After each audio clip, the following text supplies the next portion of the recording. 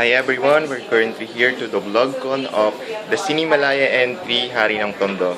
And here with me is one of the cast, Gian Magdangal.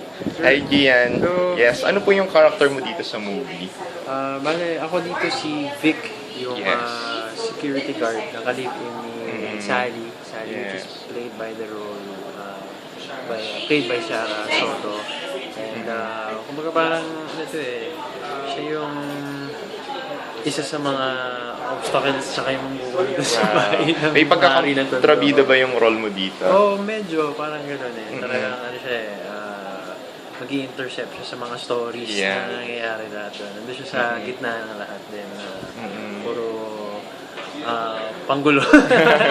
Kontrabida. Is this your first movie entry for Cinemalaya? Yes, this is my first movie entry for Cinemalaya.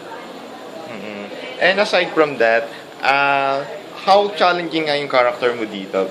Aside from sa mga ginampanan mo sa TV and previous movie? Well, ano naman to? Kasi ano siya eh, parang medyo physical, medyo physical. Physical. Physical nga, medyo sexy. So, yun yung isa sa kumbaga parang naging magang naman din lahat dahil kasi yung mga ka-eksena Magagaling sila. magaling, tsaka syempre si Director dito sa Cineria talagang maganda yung working atmosphere. Talagang klaro naman lahat yung direction tsaka objective. So tulungan din talaga. And yan, invite po natin sila sa movie mo for Cinemalaya.